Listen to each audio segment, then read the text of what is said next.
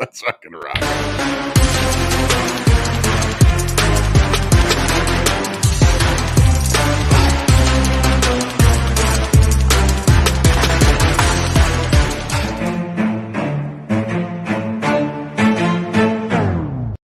Good morning, everybody. Welcome to another episode of the Chop Sports Daily, coming to you live from the Flipping Made Easy studio right here in Matawan, New Jersey. It is Sturch, it is Gooch, it is Wrestling Rob behind the glass, and we are coming to you live from the Cabinet Creations Sports Desk.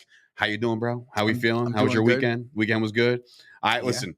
I'm not going to be one to spoil or give away or anything, but today is a very, very good day in my life. So I'm excited. I'll get more into that when I'm giving the green light. Anyway, so hope everybody's doing well. I hope everybody had a good weekend. I know the Yankees had a good weekend after Friday's debacle. We'll get into that in a second. But if you want to support the show, do so by heading on over to patreon.com/Chop Sports. That's the way to do it. It is $3, it is $5, it is $10 variations to go support Chop Sports and everything we got going on over here. A very, very busy week. Very, very busy next month and a half. Gearing up for some pretty cool shit. Now you forgot that. That's right. Gearing up for some pretty cool shit with Chop Sports as a company, not just this YouTube show. But we do appreciate everybody watching. So like the video, tell your friends. We have heard some flack based off of some of our takes as of late, which is good. That means people are watching and people like to argue, and that's fine. That's what we do here. We chop it up every day, Monday through Friday, 11 o'clock Eastern. Hit the little bell thingy so it notifies you when we go live. So I'm fully prepared to take all heat. I think the Jaguars fans will be pleasantly surprised with my takes today. I think so too. Understanding that when we're talking shit about your team, you know, if your team sucks, you're just going to have to fucking suck it up and deal with it because we got to tell you that your team sucks. Yeah, but I mean, we become public enemy number one immediately, as you said before. It's like the first minute you're like, oh, it looks like a loss here. They're like, what? It's kind of crazy how Bengals fans all of a sudden feel like they're the fucking king. They're the kingpin of the AFC or the league in general. You know who that sounds like as of recent? Look, I love my dad and I love my bonus mom, Barry. The Mets fans are getting intolerable to the point where I already know, we are all well aware as sports fans, we know what DeGrom is. We know what Max Scherzer is. We know what that team could be when you have both of those guys. It's going to be great. Did anybody see the Scherzer exchange yesterday? No. So there was an interesting thing that happened in the Cubs game. Their manager was getting interviewed mid-game, which I hate, by the way. I hate it too. Hate that, by the way. In between innings is one thing, but mid-game interview with the manager, and Ian Happ got ejected for being called out on a terrible strike 3 call. He gets ejected. So mid-interview, the manager drops his headset and goes out there to rectify the situation with his player. Wait, the manager was being interviewed during the game? The Cubs manager. They do that shit all the time. Wait, no. They usually do it in between innings. No. They do that all the time now. Like, you probably only watch Yankee games on, yes. But if you watch like the game of the week or even a Cubs game. This was on a channel 11. You can get off the stream, by the way. You're good. Hockey does that stuff too now. Like during the game, they will interview the coach. Like, I don't understand that. Well, yeah. Right. So they're interviewing the coach. I hate it. They're interviewing the manager. We're calling him the coach. Like it's fucking like I'm 9. But anyway, they're interviewing the manager of the Cubs. His name is escaping me right now, but that's not the point of this story. The point of the story is that while this whole debacle is taking place on TV and Ian Happ is getting ejected and now the manager is getting his 2 cents in, Max Scherzer storming around the mound, yelling at Ian Happ, telling him to sit the fuck down. And that was a fucking strike. That was a fucking strike. You read his lips twice. Bro, the video, psychopath. The video you sent me, you're like, you're mine, motherfucker. Here we go, you fucking bitch, motherfucker. This is not my words, guys. Do not flag me, YouTube. This is Mad Max Scherzer. By the way, Dave, there's the manager, David Ross. Former player. Actually, Danny's coming in. Don't worry, Danny. But he did give Gooch his pencil. I have a present for you from Danny. We went through some old shit because we were talking about the guy down the street about all the collectibles he has. I jumped in on a live that he had the other day, and just so you know, there's Santiago Sports. So it's down the street in Matawan. He's got wrestling stuff. So I got to get over there. He's got a million things. He opened up his own storefront with all collectibles. So I jumped on a live. I saw a friend there, Circa. He was in there. And then I texted him on the side. I'm like, yo, I was like, you know this guy? He's like, yeah, actually, I'm there all the time. And I was like, really? And I was who else knows him? My buddy Joe. I was talking to Joe yesterday. I'm on a walk with Joe, smoking weed, not to hijack your story. It's all good. And I'm like, you know what I want to start doing? And he's like, bro, before you say it, he's like, I want to start opening cards and like doing card breaks. Yeah. Right? So yeah. So that's what we did yesterday. Like, what happened was after I saw the live video, I was like, yo, I have to have some gems of cards in my arsenal, right? So I take out this big box at my house. I found some good shit, like a Jeter rookie, a couple other, pretty good items. And I sent them to Circa and I said, are these worth it? Blah, blah, blah. He's like, yeah, that one's probably $20, $30, $20. I was like, you know what? You add all this shit up. I'm going to wind up with a couple $100 for things that I would never touch again. However, all of a sudden I was telling Danny about this yesterday at dinner. We were celebrating my dad's birthday. It's actually tomorrow, so I'll get more into that tomorrow. But we were over the house yesterday and my dad's like, you guys got boxes of cards up in the attic. And me and Danny's like, eyes lit up. I'm like, dude, what's up there? So we went up, we got it, took them down. But that's what it was. It felt like unboxing because this is the stuff that we haven't seen in years. But he found this pretzel case, obviously no pretzels in it. It's an empty pretzel case with a bunch of cards, but like 17 like random team pencils. I know the exact set you're talking about. So I know the exact set you're talking about. He goes, yo, here, give this to Gooch and make sure you tell him that it's from me. It's like, you got it, bro. The olive branch. We'll call it the olive branch. The Packer pencil olive branch. Thank you, Danny. I appreciate it. Oh my God. So shout out to you, my friend. I'm very excited about the possible potential things we could do with this guy, because I just feel like collectibles, sports, like the nostalgia that I was going through yesterday, I was fine, bro. I found ready for this, Rob? All my WWE magazines, all of them. That's pretty good. I had them people people would probably buy those to this day. Guess bro, what? If you look at the magazines that I have here, that's scratching the surface. I have a lot. Yeah, it's crazy. Memorabilia, I'm big on that stuff. And I found some starting line. They're all in my trunk right now. So I got to bring some into the office that I'm not selling. Like I got a Roger Staubach starting lineup going on my desk. You know what I mean? Like I had that for years. But anyway, I'm getting off on a tangent here. Yankees throttled Boston this weekend. I'm not sure if that was in your rundown. I didn't want to steal your thunder there. But shout out to Rob for giving me the sarcastic, cocky-ass tweet yesterday while I was up at my pool. Goes, it feels good to see a Jeter hit a home run in a Yankees-Boston game. I was like, how about now? It was like 2 hours later, and the Yankees were up 13-2. And I was like, what else?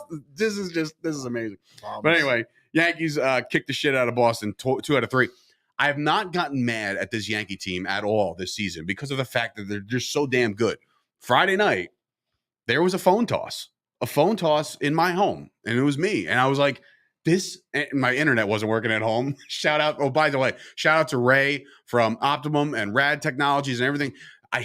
Rad Technologies, I think it's what it is. It's passing my mind. He was sitting here like Jim Carrey yesterday, sliding in the attic, just making sure he's wiring things. Bro, did you notice there's no wire outside? I walked right in here. I mean, look, it's up there. So all Dave has to do now is blow him on Tuesday and take him to dinner on Wednesday and then watch a movie on Thursday. Me and Ray are going to Medieval Times tomorrow to do battle. But anyway, so a great movie. Are you going to blow him before or after? It depends on the result of the battle. If he wins, I'll feel bad. But anyway, so Yankees kicked the shit out of him. What was I talking about? Angry phone. So it was only because there was so many opportunities to win that game on Friday night. They had the bases loaded like 3 different times with no outs. And I was like, we're going to win. Here it is. And then just constant bullshit like Trevino, like a couple of the guys just couldn't get it done. And I was like, this is unbelievable that they could. And I got a little angry. I was like, the Yankees were 2 for 15 with runners in scoring position. They left the bases loaded twice. The opportunities were there. They could have won the game multiple times. A base hit away from a sweep. Yep. As you guys as Yankees fans, do you feel right now this is the best opportunity for Yankees just to relax right now? They went to that series with the Reds, which should have been easy, but it wasn't. I said that I said it on the Chop Sports Facebook group. I said the anger that I experienced on Friday definitely served me right because Saturday and Sunday they kicked the shit out of the Red Sox. Looking back at the Reds series, right? You could compare it a lot to who now Baltimore's playing really well, so they weren't a pushover. But at the time, Baltimore was considered to be a scrub team. We lost that series to them early in the season, dropped to 6-6. Mind you, we've only lost like 11 games since. Remember that time we were 500? I mean, 11 is a stretch, but the fact is, the Yankees right now, there's not much to really worry about. The Cincinnati series was a trap series because if you look at the way the NFL schedules are laid out, they were looking ahead, bro. They got the All-Star break. They have Boston coming to town. This was a little bit of a gimme. We have the AAA team. Bullshit. Luis Castillo's a really good pitcher. They have some good players on that team. It's going to look fantastic in Yankee construction. But no, I'm not worried. I wasn't worried, and it is time to relax, yes. Yes, we got a lot going on, baseball related. 13-game lead at the break. 13-game lead at the break. They're like up, like they're just like 50 games over 500. Did anybody catch my stoner moment like a minute ago? No. When I was talking about something, I went off, and then I was like, damn, what the fuck was I talking about? I had to reel it in my head, and I think I did a good job. Would you like to see, I heard on the radio this morning that the Yankees, they have pretty big prospects. The one guy just hit a home run this weekend. Dominguez and crushed then you that have ball. Anthony Volpe, whatever that kid's name. Volpe, yeah. Would you like to see one of them traded for a Luis Castillo from the Reds? I would like to see not Dominguez, but I wouldn't mind if Volpe went. Yeah. And I don't know. Don't they have a catcher too that's really I say that, highly talented? I say that knowing full well what these other young guys are bringing to the table. But I remember there's been times where they refused to trade Andujar. They refused to trade Esteban Florial. And now that guy's just going to be a career. I remember when they refused to to trade any of the killer bees too. That was a thing. Betances, Benuelos, exactly. But right now you have your foot on the neck of the whole league. You want the World Series this year. Mm-hmm. Would you think the Yankees are going to be fire sale? Like, let's go. Let's trade him, get him over here so we get this championship in here. I think it's been since 2009. For the Yankees this year. I think it's a complete buyer's market for them. It is. At the trade deadline. They got to add another arm, considering they don't know what's going to happen now. I don't know that they're Severino. They don't know they're what they're completely. getting with Herman. They're going to be in on almost every deal with a potential guy that could help them win a World Series. But I don't know how serious they're going to be about any of them. Castillo's going to take a lot. It's going to be a big haul. It's going to take one of those two guys plus a lot more, then cash, and then the idea that you're going to just bring him in for a year, that's not realistic. We have to sign him long term. So there's a lot of layers to the Castillo thing. I would take Castillo over a Juan Soto right now. All right. Speaking of Juan Soto, why don't we get right into the Gooch rundown? Let's go into the rundown. So lots going on skipping over baseball for a tad, because there is some other stuff that went on in the world of sports. So the PGA Tour crowned a British Open champion. Cameron Smith wins the 2022 British Open. See the mullet? With it, yeah, he tied the record for the lowest round or lowest score in the British Open with an under 20, and he shot a 64 yesterday. Wow. But all the rage was really obviously the live golf players, and Phil Mickelson had a little bit of a spat with the reporters on the heels of Tiger Woods' comments. To me, the PGA does have an issue on their hands, but as long as these guys are allowed to play, I feel like it's a good issue because everyone's talking about golf. Yep. Here we are. And I don't know if anybody I was going to say, are you doing this for it's as a favor to Danny right now? Because he's tuning in. Well, I don't know. I really did this because I wanted to give the shout out to this city boy, Tiger Woods. Did anybody see Tiger leaving the 18th after the second day? Did he miss the cut? He did miss the cut. He got a nice ovation. He got a nice ovation. And then Tiger, being the city boy that he is, it looks like he slapped a high five to a blonde that was sitting in the gallery. But Hoodville or Sportsville, the affiliated page to Hoodville, which if you're not following Hoodville or Sportsville, I'm not. You're doing it all wrong. I'm not. I gotta get involved in this. So Sportsville trapped it, and they zoomed in on it, and they broke it down. And look, Tiger got a number. Tiger on the 18th, walking off. And he fills that 18th hole for sure. Tiger Woods. And speaking of the 18th hole, Tiger was looking to fill the 19th hole. And the 20th. If you look at another meme that I saw revolving around the PGA Tour, and more specifically the British Open, the last time a guy with a mullet won the British Open was John Daly, I believe, and this was over 20 years ago. And there was a streaker that ran onto the course, and he had his ass cheeks out, and it said 19th hole with an arrow pointing down. So it's been that's so good. Funny, dude. So that's shout out to the mullets bringing out the Tiger City Boy and the streaker 30 years ago. I like it a lot. All right, moving on to combat sports. Ryan Garcia won. I guess he won by 6-round TKO, knocking down Javier Fortuna 3 times. Yeah. And eventually the fight got stopped. It was one of those no mas moments. Mm-hmm. Garcia, I feel like he was just way too good for this guy. And Garcia did call out Tank Davis. That's the fight everybody wants to see. I need to see it to believe it. I don't buy into the Ryan Garcia. Shout out to the smokers jackets that ABC gave their commentators, by the way. Did you ever see the mustard yellow smokers jackets? Back in like the 70s? Yeah, ones no, they gave it. Yeah. Great. So UFC 280 has been announced that Islam Makhachev, the Khabib guy, will be taking on former title holder, former champion, but now I guess the belt was vacated due to the weight issue, and that is Charles Oliveira in one of the most exciting fights stylistically in a long time. I have a feeling this one's going to be a dud, though. Stylistically, it's a grappler against a grappler. Do you know the Jiu-jitsu odds? Wrestling. I don't know the odds. I got Makhachev's odds. I didn't grab. I think it was Makachev is favored minus 225 right now. That's insanity to me. It's a lot. Frankie Edgar is also asking and yes, for it. bro, look right here. Frankie Edgar is looking for a retirement fight. Let's go, so Frankie. The wheels have finally fell off the Frankie Edgar bandwagon. Asked for?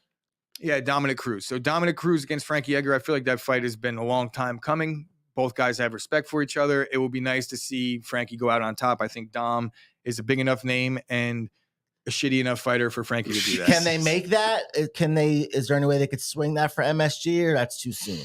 Because Frankie's a when is MSG? guy. November? I think Frankie would probably take the MSG card. He's probably been training as if he's going to be I on the would MSG card. But as far as Dom goes, I don't know. Is it November though? I'm trying to think of how many months. You only need like 3 months for a camp. It's really. UFC 280. It's probably November. Yeah. Oh, October. So yeah, it's realistic for either August, guy. September. Yeah, I mean 2.5 months weeks, probably. 6 weeks. That's all you really need. Hometown guy, location, try to get in the location. garden, So all right, so back into real sports again. Not that MMA isn't, but Major League Baseball. The draft took place over the weekend, and there's some interesting notes here. Yes. I don't know if anybody feels old yet, but you're about to, because first pick overall was Jackson Holliday, and second pick overall was Drew Jones. So the names might sound familiar, at least the last names do. Jackson Holliday is the son of former Major League player, Cardinal / Yankee / Rocky, Matt Holliday. And Drew Jones, I'm sure you could get the correlation, is the son of former Braves / Yankees center fielder, Andrew Jones, going 1 and 2 overall. I think that's such a How great, crazy is that? That is great insanity. story, cool thing. Both guys look to be studs in the future. And one more thing that I'll bring up. Number 3 overall is Kamar Rocker. Does anybody recognize the name? John Rocker's son? No. No, but I've known about this kid for like a That couple would've of been years fantastic. now. Well, Kamar Rocker was drafted last year 8th or 9th overall by the Mets. They could not come up with a deal. Yep. And this is standard in You can go back into the draft. yeah. So if you don't College sign a baseball, deal by the yeah. deadline date, you re-enter the draft the following year. Interesting. And he was picked this year 3rd overall by the Texas Rangers. Interesting because Which was a shock to some people, right? They didn't think he would go that early. I didn't think that he would go that early either, but hey, he did. No, but And- wait. When you go back into the draft, do you play another year of college ball? Yeah, you're still eligible for school. I think. You don't.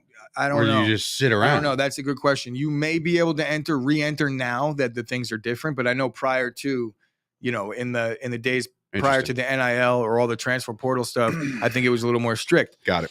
But the interesting thing here is Kamar Rocker and Jack Leiter are now reunited as teammates because they were teammates at Vanderbilt. Where Bro, I think they Vanderbilt is a won mill. Yeah, especially That's for a mill. pitching. They crank out talent like Isn't that where nobody's Garrett Cole business. went? Yeah. You know what's cool about Vanderbilt too? He was the first overall pick. Their coach doesn't let you pick your number. So if you come in like, I wear number 7 my whole life. He'd be like, all right, well now you're number 62 because I said so. And it's just a whole. It's a whole taking your head out of. Oh well, I wear my socks this way. I wear this my special jersey. Interesting. It's a whole way of changing the way I play. Vanderbilt, like I said, man, it works for them. Dude. They got They're a phenomenal. freaking machine over there cranking out talent.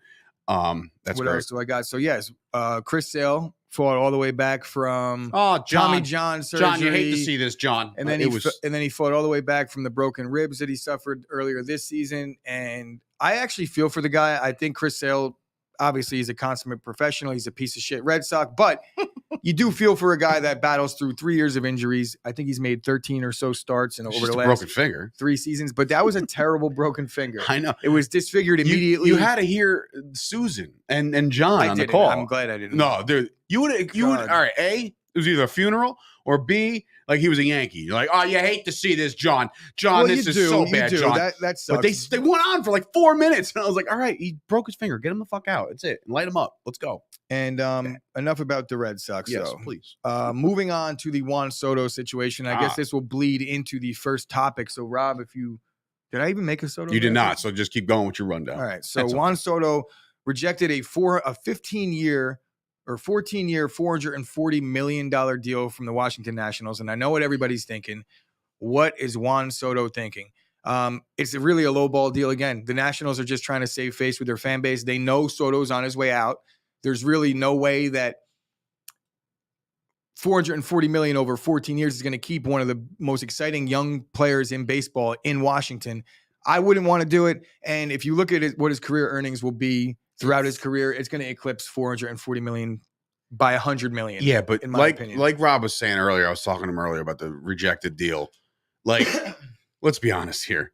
he can fall out of a bus tomorrow. You know, like something can happen to this guy where all of a sudden your career is toast McToasterson. Like you have to, like he's been offered close to $500 million. And I'm not saying that I think that all of these younger guys are going to wind up paying, you know, in 30 and north as far as an average per year thing. But man, this goes to show you that I don't even think it's about the money for him.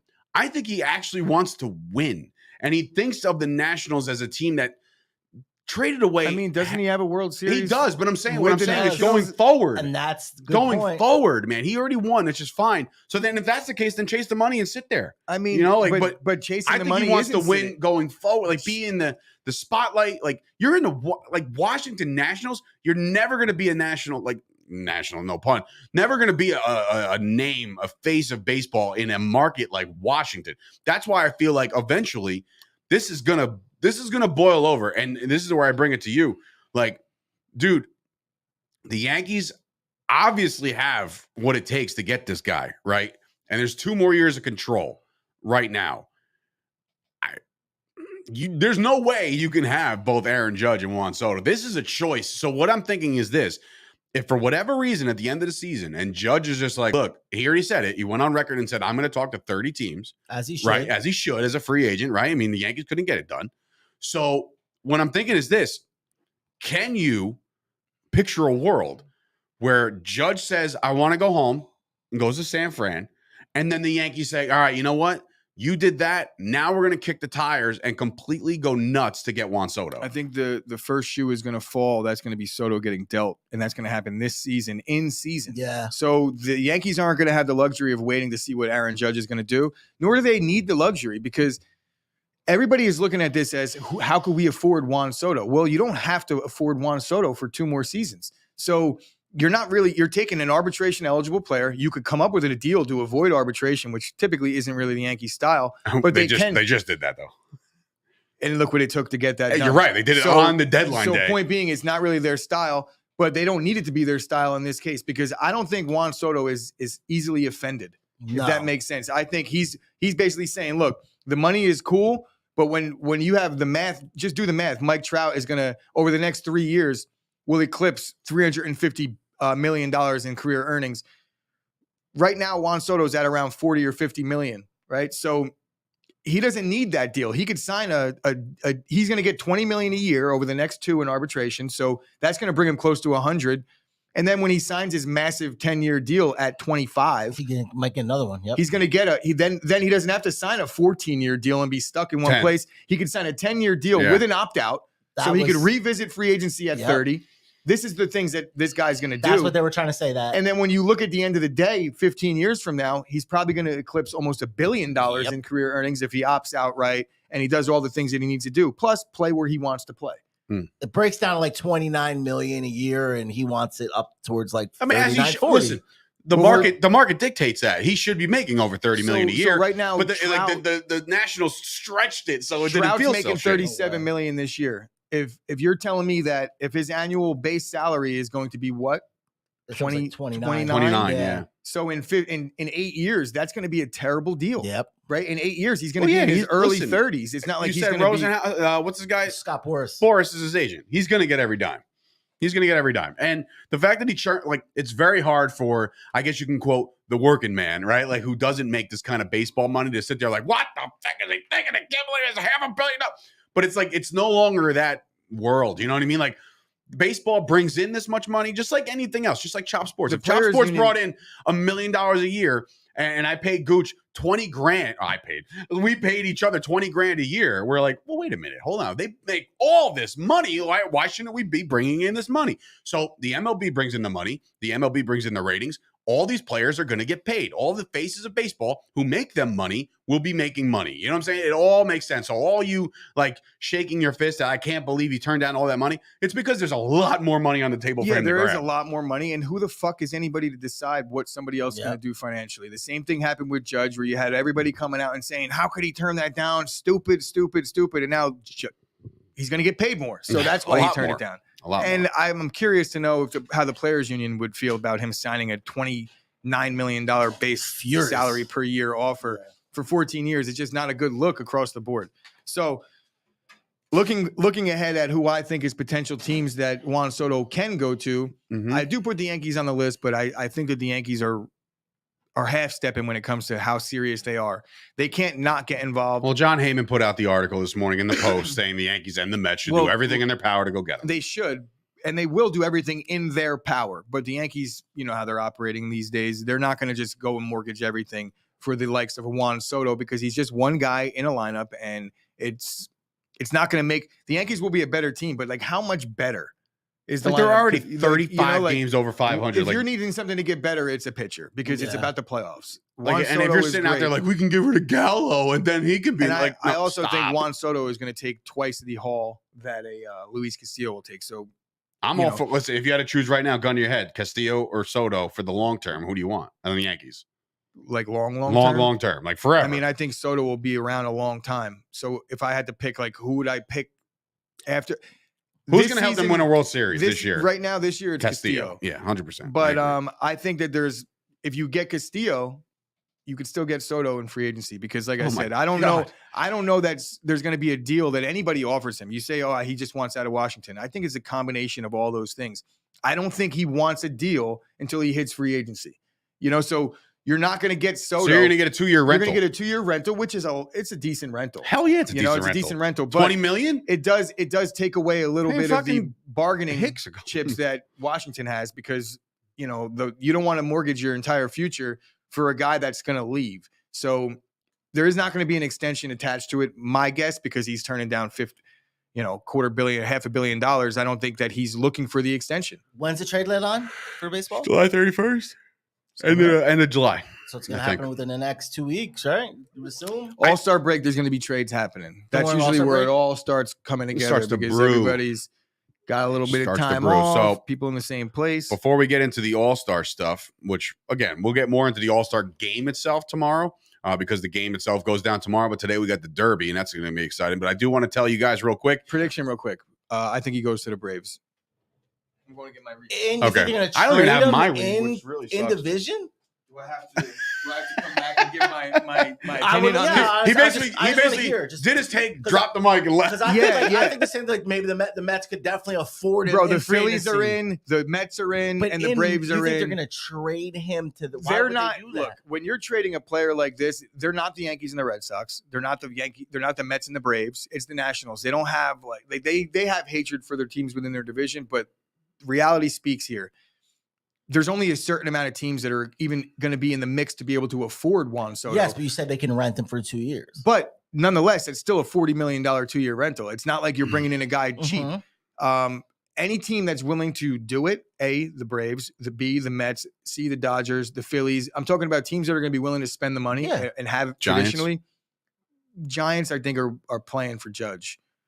Personally, that's what I think their move is. Okay. But you can't eliminate guys that are going to drive the price up. I know I say guys, I mean teams. You can't eliminate the Mets. How could you say, we're going to trade Juan Soto, but a team that's probably willing to pay the most for him, we're going to eliminate you. They might be patient and stay put and just be like, we'll get him in free agency. Yeah. They have to look at it in a vacuum. And my opinion is you've seen trades. Even the Yankees and the Red Sox made a trade this offseason. It wasn't a big one, but they made one. Yeah, it didn't make when you have to, you have to. And right now the Nationals are in a tough spot. I think the Mets are 100% in play. And so are the Braves. Ibby coming in with a great comment here. A team is selling to new owners eventually. They want to clear those books. Someone willing to take on a Strasburg or a Corbin contract will definitely have up teams' chances of getting Soto. So yeah, it's almost like a mini fire sale.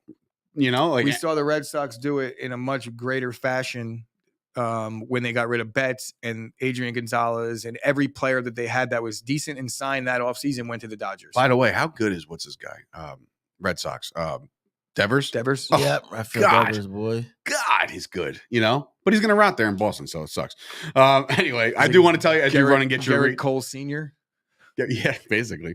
I don't have my read in front of me. I don't know why. I thought I had it here. Is it over there? There's some papers over there, actually. That's definitely there. Give me that right there, producer. That one right there. All right. Got me. Oh, he drops it.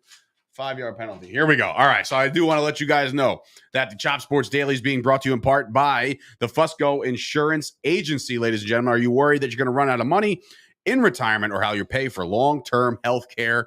Will your family be okay? Okay. Families get bigger every day.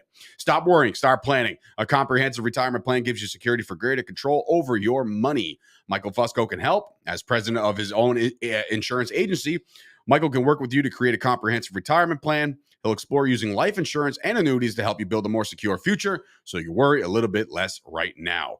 Call 718-701-5787 to schedule your complimentary consultation. That's 718-701-5787. Guarantees and protections are subject to the claims paying ability of the issuing company. Some insurance policies are not available in all states. Gooch with the Manscaped from downtown. Hey, everybody. Welcome to Chop Sports Daily, where we got 20% off all of your bush trimming needs. So head on over to manscaped.com, use the promo code CHOPSPORTS, and like I said, 20% off. So inside this lovely website of theirs, they're pushing the new Performance Package 4.0. Is that what it's called? 4.0. It's always a 4.0. It is the 4.0. I've not seen anything about 5. It's like and AOL. Inside this performance package, it comes equipped with the Lawnmower 4.0. Everything is 4.0. You get the Weed Whacker, an ear and nose hair trimmer. It keeps everything nice and clean. No boogies, no earwax dripping out. And then it has the ball and crop exfoliator, which means you exfoliate your ball sack after you shave them. So it gets all that extra hairs out of there. And it has the asshole cream too. So if you use the asshole cream, you have no worries. It's a nice clean wipe. I don't know if they have. I don't know if it's specific. I don't think it's called asshole cream, but this is what happens when I run and get my read late and I'm not versed on it. But nonetheless, I promise you right now, I even shaved my disgusting hairy feet with my Lawnmower 4.0 yesterday. That was going in a completely different direction. Who has hair on their feet? Bro, here's what happens when you bust out this razor and you're by yourself. Shit just gets weird. It gets weird. You start to get this like it's I hear you, dog. I've been there. Shit gets uncomfortable. I was man. I'm looking beach ready. Starting to find hair you didn't know you had and shit. Right? How is there hair here? This part doesn't get sunlight. And I guarantee you that it reduces the risk of nicks and cuts. So you will not be tripping up your balls. Nice. No little bloody spots. No burns. No burns. Chop Sports promo code 20% off. Do the damn thing. All right. Home run derby time, I grabbed folks. the wrong read, by the way. Oh, is that what happened? Yeah. Oh, okay. That's all right. Home run derby time, which is, if you want to see, it's right above, under the name tags there. There you go. Up there. Boom. Done. The prediction time. There's a lot going on. This home run derby is stacked. I think it's one of the more stacked home run derbies of all time, really. When you look at what happened? No, I was just like, of all time. So anyway, when you look at the derby, right, I prefer, and this is just me, baseball all-star, NBA all-star. The game itself, for a lot of scoring, I'll watch the NBA all-star over the baseball all-star. But for festivities, three-point contests and dunk contests have lost their luster, and there's nothing better than watching the home run derby. These guys just fucking crush balls for just over and over and over again. And for all your balls needs, you can go to manscaped.com, 20% off. But this year, we got ourselves a heavy dose. Joe Palumbo just purchased the Weed Whacker. So Joe Palumbo getting involved with Manscaped. Good job, Joe. All right, so let's bring up the first, I guess the first matchup, which is Acuna.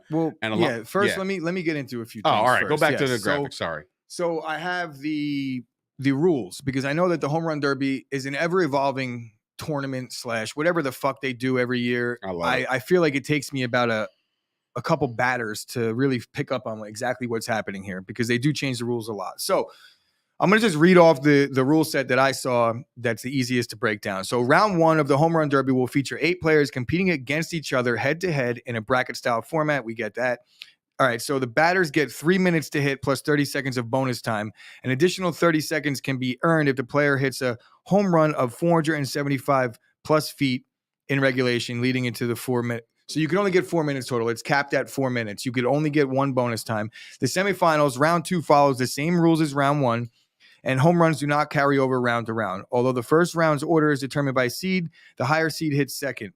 The second round is determined by home runs in the previous round. So the brackets aren't lining up. All right. It's reseeded after the first round. Good. Most home runs is the top seed in round 2. That's the way it should Least be. home runs is the So But okay, it all that resets works. though. It resets. The bracket Yes. resets like the NFL playoffs reset. Okay. All right. So the final round changes the format up a little bit as batters get just 2 minutes to swing. The bonus system is still in play, so players will get 30 additional seconds and another 30 seconds if they homer 475 plus feet in regulation, 3 minutes total. The winner will be determined at the end. In the case of a tie, nobody gives a fuck. Swing off. Don't they They're get going to just timeouts keep too? on Don't going. they get a Yeah, they timeout? do get a timeout. So players get one timeout each during regulation round, but they cannot call timeouts during bonus time. Timeouts are 45 seconds long and do not carry over from round to round. So use your timeouts wisely. Yes. All right. So let's get into some of the bracket itself. First matchup here, probably the better matchup of the first round, I would think. No? Yeah, they're not in order, but it's okay. I didn't put them in order. So anyway, so Pete Alonso and Acuna Jr. Polar Bear going for what? Not 3 in a row. 3 in a row? I think Has he won someone said back-to-back years? back-to-back this morning on the I think he's radio, going but for I'll back to look. back. It's potential that he already did back to back, and I'm mad at myself for not knowing that, but pretty sure he already did that. But that's why he's back in this thing, because he's going to defend the title. What's wrong? I'm trying to put my graphic up. Oh, which graphic? Hello. They said he like really takes this serious. I know this Pete Alonso, and like hell yeah. Other people might not, but Why like not? they said he literally trains for this all year round. He wants this more than anything. So I'm shocked like nobody's really All right, so he's going for his third title. Yeah. All right, going so for his 3 in a third. row. I don't know. The comments are up. I can't see the comments from over here, but they're over there. So we're gonna work out the kinks as we go. Yeah, I was trying to fix 3. All right, so something. 3 in a row, and yeah, he already did back to back. So going for 3. He's got himself a tough task in the first round, and that the matchup is what we just said is Acuna, and I think that obviously again, I'm rooting for Alonso to get the 3 in a row. I think that'd be dope. So you think he gets past the first round? Acuna, No. Yeah, No. you think he's done after one? I'm all in on One Acuna. out. And look, I'm not trying to pick against Pete Alonso. He's the favorite. I'll go over that right now while I have it out, right? So Pete Alonso is the favorite to win it. Do you want to bring up the 200. bracket down there, the Derby bracket? Bring up the There bracket. we go. So There we go. Pete Alonso is plus 200. And interesting enough to me, Kyle Schwarber comes in second in terms of odds, and that's plus 330. But he's the 1 seed. Interesting. I don't think that they were seeded like that. I can't imagine that they took Kyle Schwarber as the 1 seed and saying like, yeah, this is the guy. Pete Alonso's the back-to-back reigning champion. How is he not the 1 seed? So all that aside, Pete Alonso is first, Kyle Schwarber second at plus 330. And then this is where the value starts to come into play for me at Acuna at plus 600 and Soto at plus 600. Corey Seager at plus 900. I don't even know why he's in the home run derby. Julio Rodriguez at plus 1,000. Jose Ramirez at plus 1,600. That's value right there as well. Yeah, he's I a feel 5 seed. And then Albert Pujols at plus 2,200. Let's go, Albert. I think Pujols is the only guy that has no chance to win. I want him to get out of the first round. That's what I think want. Pujols is he's going against Schwarber. I know. So that's why I don't foresee that happening. I think Pujols has the least chance to win, but when we're talking about a home run derby, these guys are all able to hit bombs in batting practice. I have no idea how to base this and how to handicap this. To me, you don't take Alonso because the value is not there, right? At plus 200, it's impossible to take him. Soto and Acuna at plus 6, that is a potential where you could win no matter who plays who in the finals. I think that's going to be, as we get into it. All right, so go back to Acuna and Alonso for a second. So, all right, so Acuna, Alonso, who's the pick for you? You got Acuna? I'm going to take Acuna. I'm gonna take the polar bear, Alonso. All right, so Sturch gets that. I'm just curious to see how we do this. So this Gooch gets Acuna. All right, next one is Seager and J-Rod. So again, you put Wyatt Seager in there. I agree. I'm going Julio on this one on the first round. You with me on that one? Do you think he's in there because it's LA and it's just like possibly somebody to cheer for? Yeah, I guess you got to. Isn't he on the Rangers? No, he's I know Ranger. that, but it's in LA though, and it's just like somebody to cheer for. Is there any other Dodgers in this thing? Nope. No, right? So no, I can't imagine that they're going to be like, yeah, remember the guy that was here? In the I'm just saying, fan wise, he's got a point. He's got a point. You know what I mean? All right, Soto Ramirez. Listen, there's not going to be any chance that this whole entire conversation, the entire time Juan Soto's going yard over and over and over again, is which team is he going to play for? You know what I mean? Like it's very polarizing for somebody like him to be in this thing. But I like Soto. I don't know about you as far as this matchup's concerned. Jose Ramirez is a stud, but I like Soto to kind of. Yeah, I mean, I like Soto, and I'm going to pick him because I just like the player. Me too. But Ramirez, man, Ramirez rakes plus 1,600. understand how they come up with these odds. Yeah, I don't know. I could easily see an upset in this round with Ramirez, but I'm going to stick with my boy. Yeah, I'm going with Soto too. And Soto looks like he's 52. By the way. And Schwarber is obviously the very heavy favorite here. I'm going to pick Pujols just because of what the hell, why not? Why does Pujols look like that? I don't know. They want to make him look good. I don't know.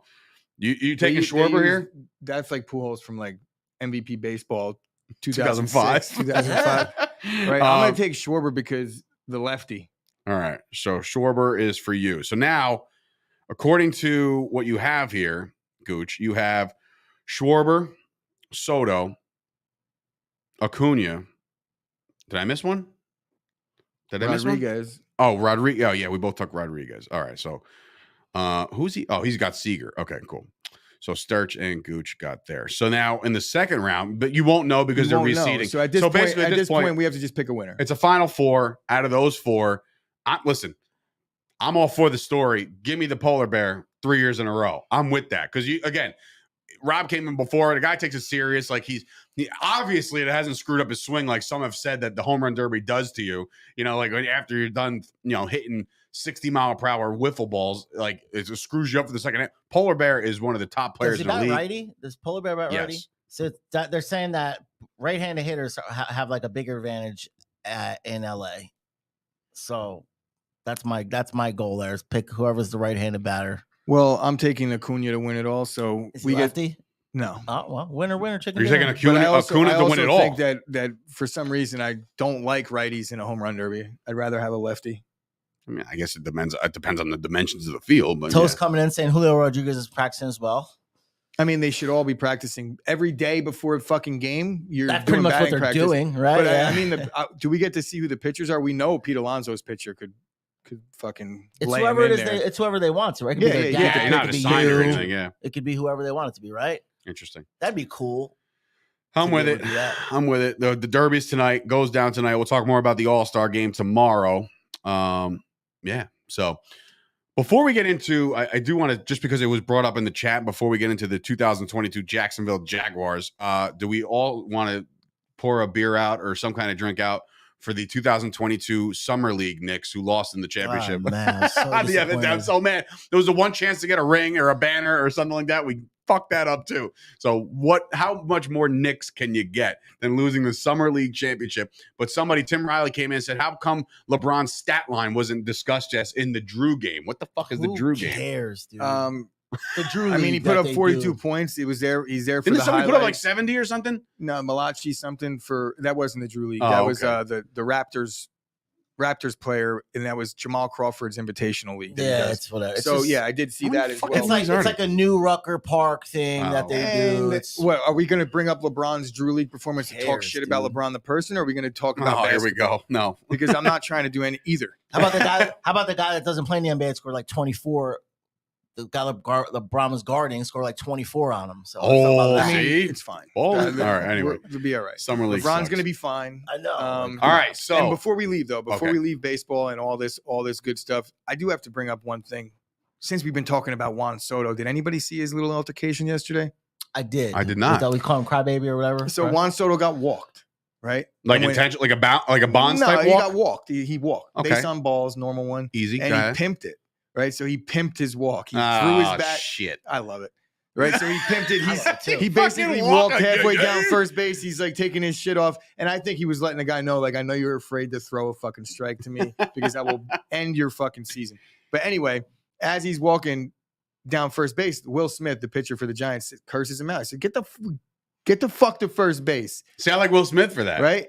I mean, he would have gotten the shit beat out of him. Oh, whatever. Juan Soto's like on first base, like, all right, dude. And they're still kind of barking at each other. Nothing really came of it, but Juan Soto's sitting there like this on first base, making the cry. You're kidding me? Cry, baby. Cry about it. I gotta see this shit. How do they miss this? Gotta love Juan Soto. Do like some people not that baseball is boring, but sometimes it gets boring. So when you have these bat flips and exciting stuff, like we're all for it here. Trust me when I tell you that. So why am I a pitcher be like, come on, man, get to first base so we can get out of here? No, man, throw me a strike so I can rock your shit over the fucking fence. Well, I also have no problem with the pitcher getting offended because to me that's what makes it good. If the guy pimped it and it didn't draw ire from his opposition, to me then it's just it's no harm, no foul. Like, pimp your shit. The pitcher gets upset, and now there's some fire. There's some fuel on the fire. Now we have a little more competitive juices flowing, potential fight. Yeah, that's what makes it. That's what makes it interesting to me. So be offended. Let them police it themselves. The people giving Soto a hard time, come on. Yeah, like come on. Try to make it exciting. Let's go. All right. So before we even get into there was one more baseball thing tonight because you have the home run derby. Everybody's excited about that. But following the home run derby, episode 1 of The Captain is tonight with Derek Jeter. So that actually comes out in case anybody's a Derek Sanderson Jeter fan like myself, one of my favorite players ever. His documentary starts tonight. So if you like the Tom Brady one, you're probably gonna love this one and the Jordan one as well. Is there? I'm gonna go ahead and say it. I'm a big Derek Jeter fan. I have a feeling that I'm not gonna like this. Who's Derek Jeter? But you get what I'm saying? Like, his legacy is perfectly fine the way it is right now. So you knew this had to happen. I do eventually. not need ESPN. No, it didn't have to happen. To come in and fuck it Why up. not? He's not the greatest baseball player of all time. No, but he's one of the most iconic. Look, No, he's one of the most kind of Yankee players of all time. Not the most kind of baseball player of all time. and you know what? Everybody's gonna go. Nonetheless, It's 10 o'clock. I'm gonna watch. I would say that getting Except an you, you'll be ESPN watching Raw. Is it the same way as Last Dance? Like it's like 5 episodes? Yeah. It's a No, I'll series. watch. Of course, I want to watch. I'm a Red Sox fan. I want to see the stories. Of course, there's going to be great stuff to pull from He's it. gonna and tell everybody how much he hated quotes A-Rod. and stories and things like that. But No, but that's what it's really going to do. The It's thing going to about- stir up controversy. Yes, We're going to it's deal. all gonna be Don't new think that stuff. Derek Jeter is going to come out of this clean on No, the other side. Like there is going to be people. And that now he's on when they- social media, so now you But can now go when you crush him. see a story about like if Jeter's talking shit about A-Rod in the documentary, then now it's like, They well, gotta ask A-Rod gotta go now. talk to A-Rod now. Yep, What did you you're say right. about It's gonna this? bring up a lot And of now we have to drama. deal with a bunch of bullshit that, to me, I mean, like I said, How his are you legacy not is here for intact. that? I feel like that's right up your alley. When Because it's going to ruin Jeter's. because to me, Not really. I don't. think so. I personally don't care. I already know what Derek Jeter is about, and what he did in his career. There will be some nice, cool stuff from it, but at the end of the day, I think it's going to be annoying as well. As a fan of Jeter, if I was not a fan of Jeter and just how I am with Jordan, I'm not a Bulls guy. I'm just I respect Jordan. He's the GOAT, the sneakers, all that. But if I was like a real Bulls fan, part of that might have bothered me. Oh, if you're know, Scottie seeing all Pippen, the you infighting. lose sleep for the rest of your life. But So- that's what the thing with Jeter is he always kept it.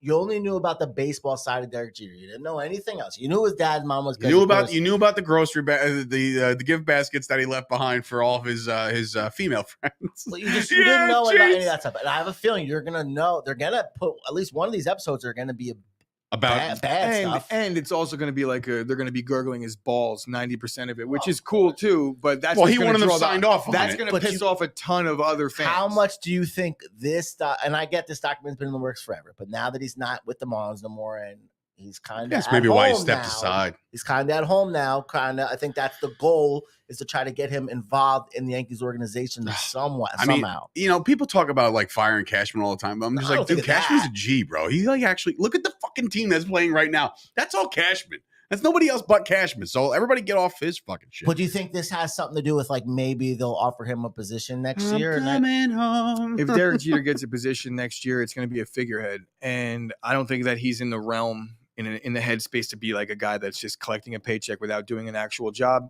And they're not going to entrust Derek Jeter to run the Yankees. It's not going Like to the happen. Marlins He'll be the did, next you mean? manager of Does the he New want to York be the fucking? Yankees. Does he want to be like the position coach for the middle infielders? Deal.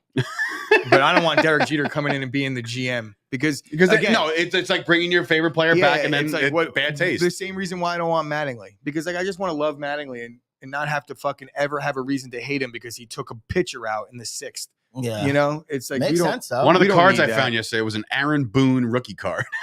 By the way, I thought it was very exciting for that. Jeter flat out says, if there were cell phones, cameras, my career would have been 3 years. How about Well, this? That's funny, actually. You say Aaron Boone rookie card, and it reminded me of some weird thing that we were talking about MVP baseball, right? And that's like an iconic. Manny Ramirez is on the cover. I Iconic think. game, one of the best games in baseball games in sports history. It actually innovated the way all the show is played now and all things like that. So last year there's like these groups on Facebook, and you know how video games are. There's guys that have updated the rosters every year and continue to created play that players and same continue game. to play that same game with the updated rosters, which is psycho. My brother's kind of one of those people. But they were looking at the older rosters, and what they did was they made a team completely compiled of Major League Baseball managers now. So it was like it wasn't. That's a long conversation. Starting that's pretty pitching cool, rotation, but it was like Rocco Baldelli. Bro, some of the names you're crazy. like, holy shit! I can't believe he played. Craig Counsell was the shortstop. Aaron Boone was the third baseman. There's like 13 catchers. But yeah, you get the point. All the catchers wound up being coaches. It was crazy. That's true, though. Another thing that made me feel old. Oh, don't get me started. Yeah, well, that's another thing. Some of the cards I found yesterday, Fernando Tatis, the original. You know the Tatis found a bunch of his cards, huh? Fernando Tatis Sr., he's the only guy in Major League Baseball history to hit a grand slam in the same inning. You ready for this one? From both sides of the plate. Check that. That's pretty interesting. That's trivia for a bar. Same inning. Same inning? Same inning. I think I remember that. I don't remember that. Cranked another one out. Shit, you remember that. That's shit you not. Wow. All right. Well, if the more you know. You found out today on Chop Sports. I said some crazy shit about Madison Bumgarner dating a girl or married to a girl that's also named Madison Bumgarner. And I feel like that was disproven, but there's also still people that really try and hammer that home. Can you imagine? This one's more believable. I almost said her name would be Madison, but it's not the truth at all. Anyway, so let's break it down. This is why I love Artie and all the innovative technologies that Artie has given us. Folks, watch this shit. Check out this stuff. So we're going to be talking about the Jacksonville Jaguars. This is how we do it, folks. I'm waiting for me. Yeah, you. Who else is going to do it? There you go. Bang, bang. The Jaguars, folks. How you like that? And we also have a Jaguars right there. Bang. We're talking Jacksonville now. It is football season. Training camp opens up literally a week from tomorrow. 9 days, I think.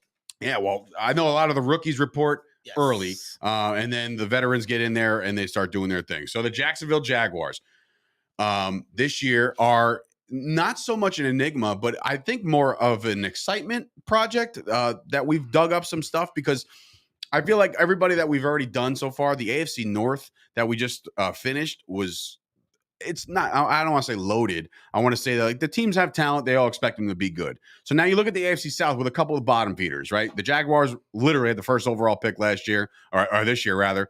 The Texans are in disarray. We'll get into them tomorrow. But the Jacksonville Jaguars have made some significant moves and changes to their roster and their coaching staff to lead us to believe that 6.5 or 6, or whoever and wherever you get your number is pretty low. What? Yeah, I never changed mine. That's but right. I still. But saw I've seen in both. I've seen yeah. both. So we have 6.5 and 6 underneath. Remember, 3-14 last year, got the shit kicked out of them multiple times, but fought. Right? They fought. They went through that debacle with the shit coach. Right? Getting lap dances instead of actually game planning. Right? And Trevor Lawrence is a rookie, not being guided the way he should have been guided. Now you get Dougie P in there, who is apparently a quarterback whisperer. Because why? He played quarterback himself, so he knows what he's doing. Former Packer.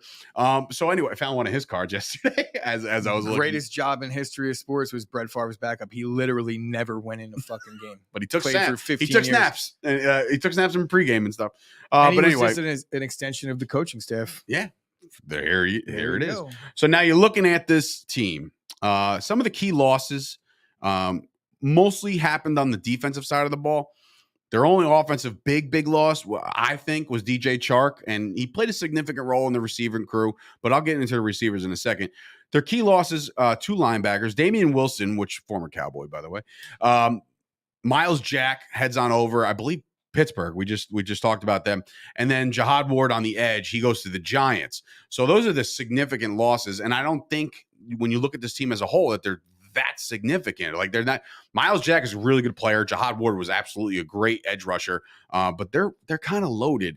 As far as their gains in their free agency, they spend the most money on their offensive line. Brandon Scherf, they get him from Washington. Little protection for Sunshine, right? I mean that helps. And of course, the biggest deal, which I don't know if the money is really going to add up to the production, but it's Christian Kirk making all that money to be, I guess, wide receiver 1, you would have to assume. Because other than outside of him, it's Kirk, it's Marvin Jones, it's Zay Jones, it's Laquan Treadwell, who's been looking for a role somehow in that offense. But anyway, they also add a tight end in Evan Ingram. Is there kind of a new scenario where he can learn how to catch? I don't know.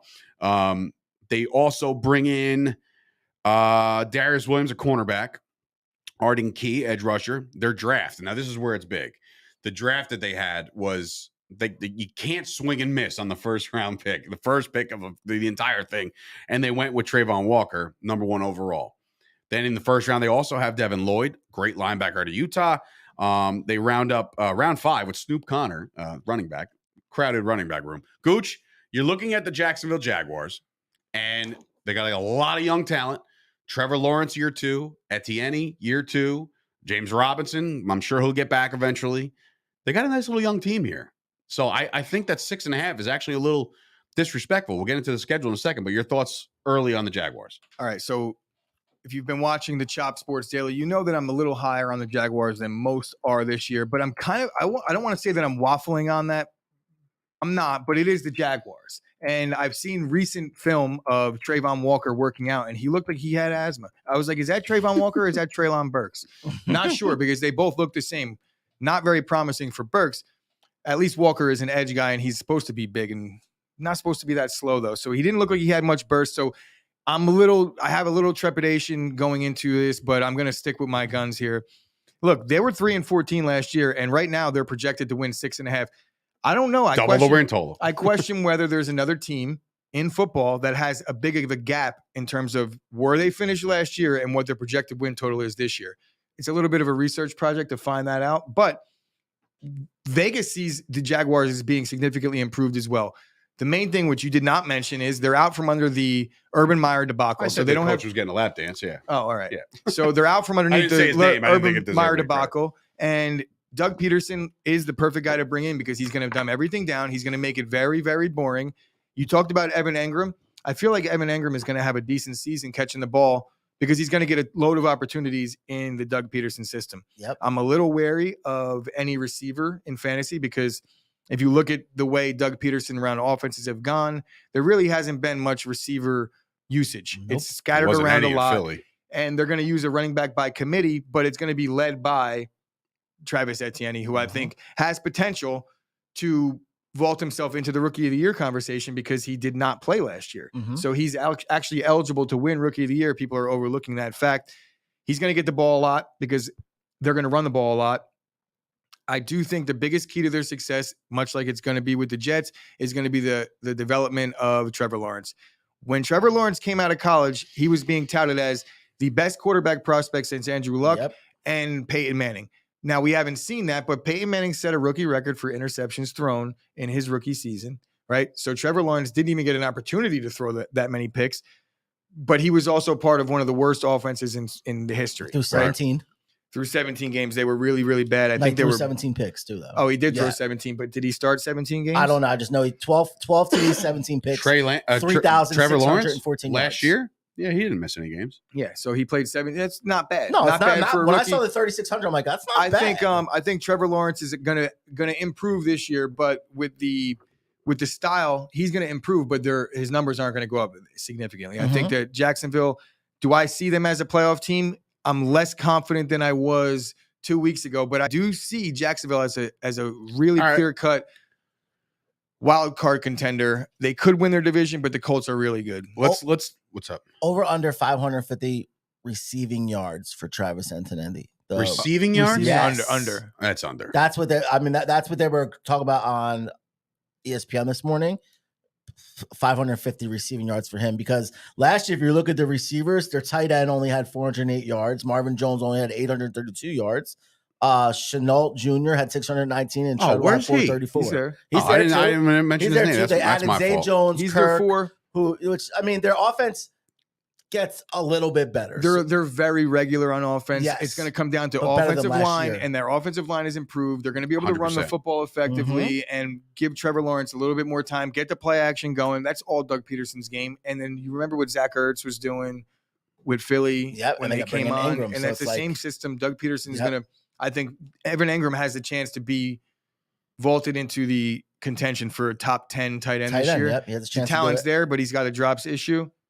I mean, top 10? What, go ahead. After 7, after your guy Schultz, where are we talking? You don't think he can be in the top 10 this year? You don't think he can so? catch? You're crazy, bro. How am I crazy? I watched him play. You can't catch. You watch 2 games a year when he plays the Cowboy Cup. Go look at this guy's stats, bro. It's first of all, Evan I Engram. watch all the games. You watch every Giant game every week. It's how do I avoid them if they're the lowest game? I'm just gonna look up. If they're the same time, then I'm not watching them. But I'm watching every game after. You gotta look. Evan Ingram has a very hard time catching the football. Man. And look, and I'm one of the guys that are advocates for new scene, better play. So if he wants to go down to Jacksonville and improve his play, great. But if ask any Giant fan, whether watching now or chiming in later, Evan Ingram was a problem, and not in a good way. He on a very bad Giants team, underperforming on a bad Giants team. He's averaged a little over 50 catches a year. His career high is 64 in 2017, but then in 2020 he had 63 in what would be considered a down year because of the expectations. So I'm not saying that.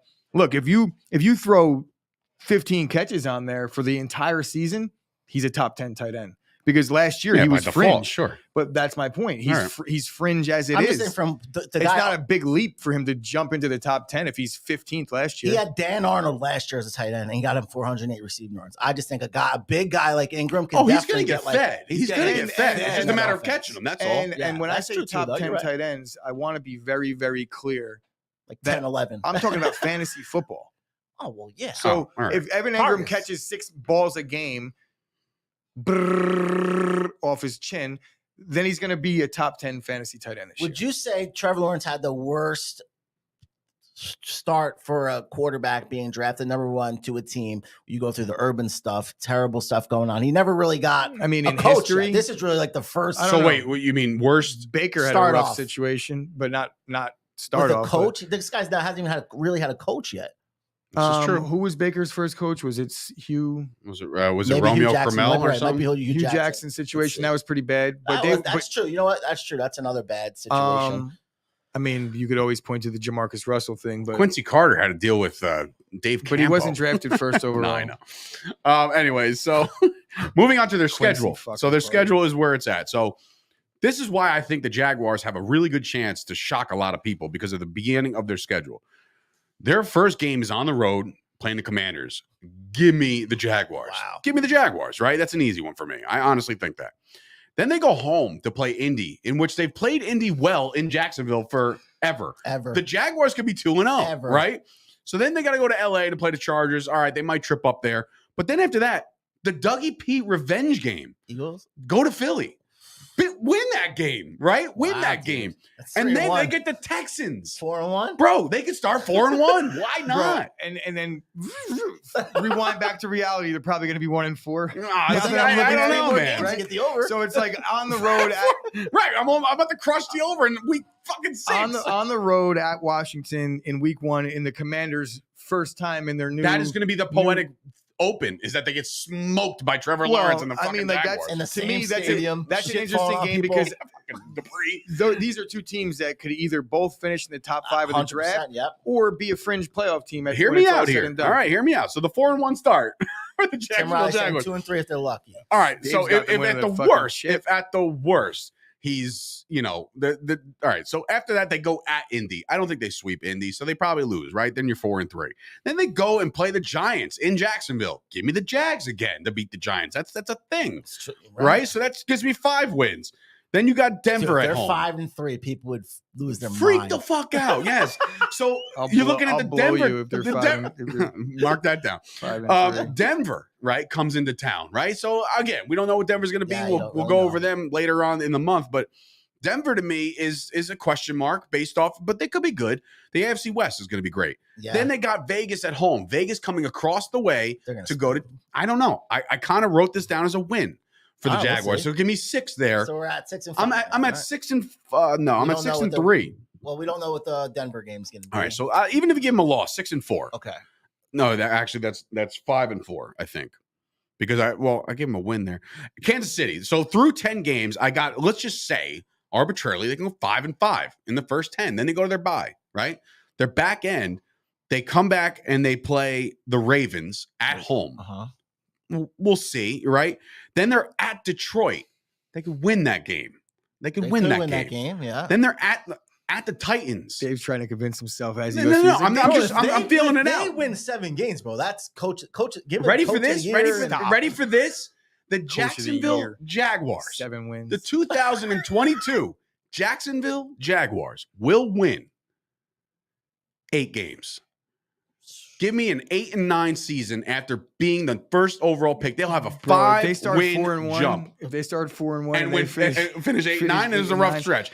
But at the end, look, they play the Cowboys. The Cowboys come in, so the Cowboys are infamous for not getting the job done on the road. But the Jaguars, and they beat the year. What year is that? What game? Week 15, which that's December. I might actually try to go to that game. You're looking. I might actually have tickets to that game via my favorite friends over at AEW, the Bear Country. Nice. Okay, so I might be able to get to that game. But anyway, then they go to the Jets in December. We'll see in New York. Okay. Then they go to. This is how they finished their year at Houston. Could win.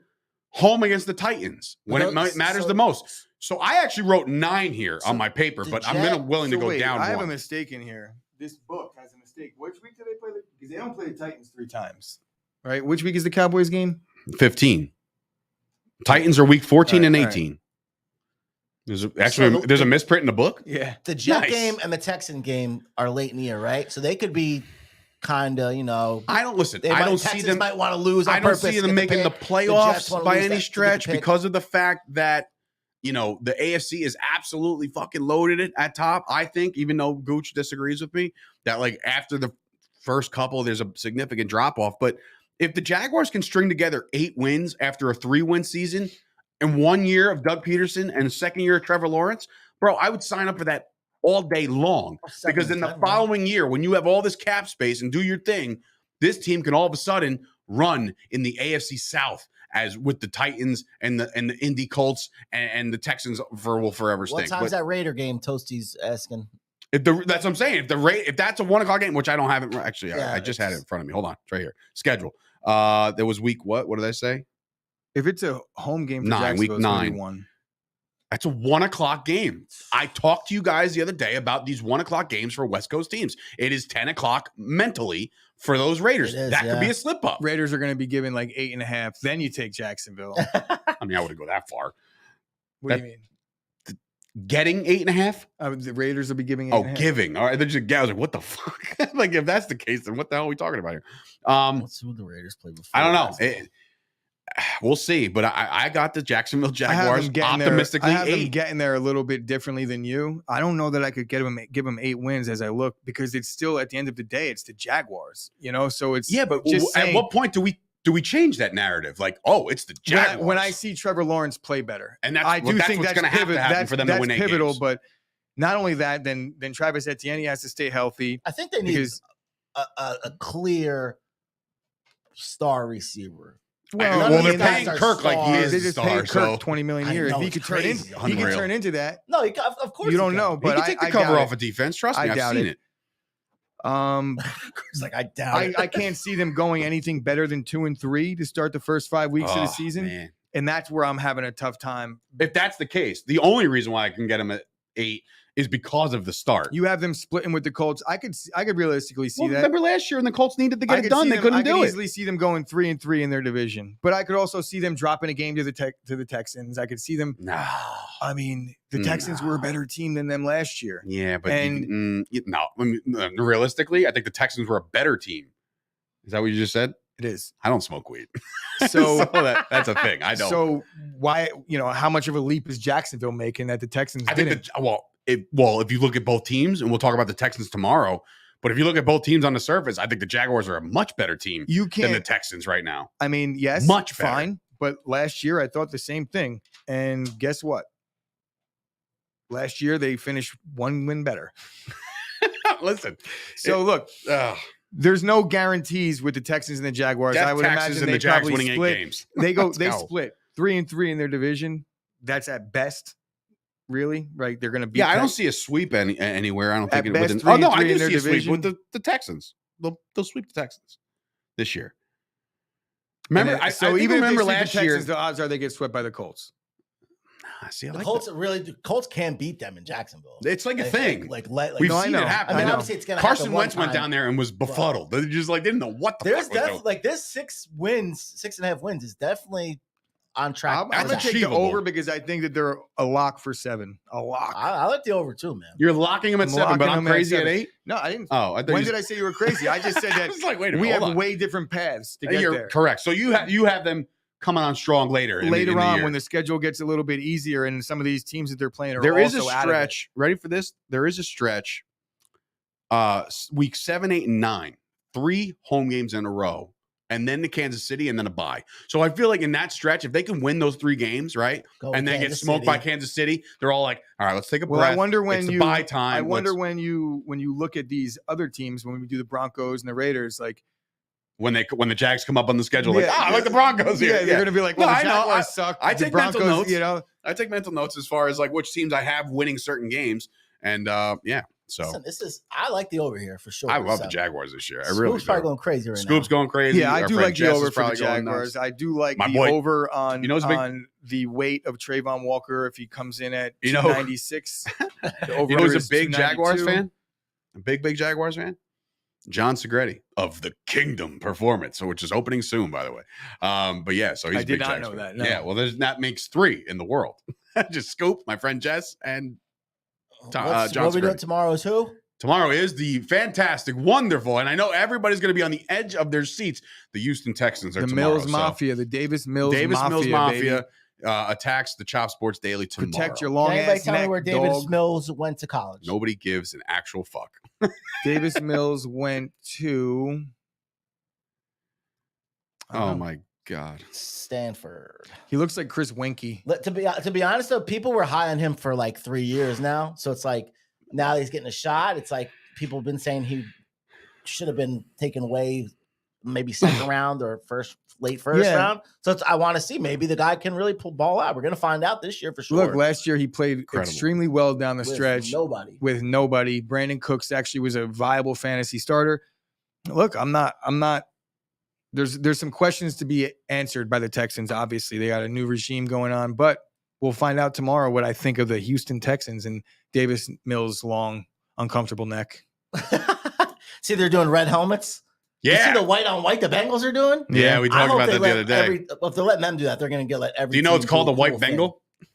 Really? That's really cool, though. I mean, it's cool. There was a discussion here. What could the Packers do? White Packer. No, is there any other besides? I know they wear that one uniform. They have all the green. Those are fucking clean. They're not changing their helmet, but they don't. What about the time? They did change their helmet for that navy blue shit. They're not doing white helmet because they can't. It doesn't look right. No, just talking about. We've done a bunch of combinations. Me and the Packers have teamed up and tried to make a new color rush uniform. He is a 10th of a percent Which owner I'll get of to the that team. story. I'll get to that story after because there's some tidbits about what I was getting to before the show started about all my okay. All right, we'll stands. We'll get into it. All right, ladies and gentlemen, that's a show. Yeah, it's been a great one. I need you all to subscribe right now, as the little thing in front of you is telling you right now. Subscribe, like the video, do us a favor. That helps us out in the search. Our shows last week were absolute bangers. We had a lot of people tuning into all of our previews, so be sure to tell everybody that we know what the hell we're talking about. It's not just fandom here. It's we do our research. Duval. Yeah, so get involved with Duval and get involved with Chop Sports. Subscribe to the channel. Do us that solid. Have a great day, everybody. Enjoy your Mondays. Enjoy the week. Danny, Christina, I love you guys, and we'll talk later. That's a show.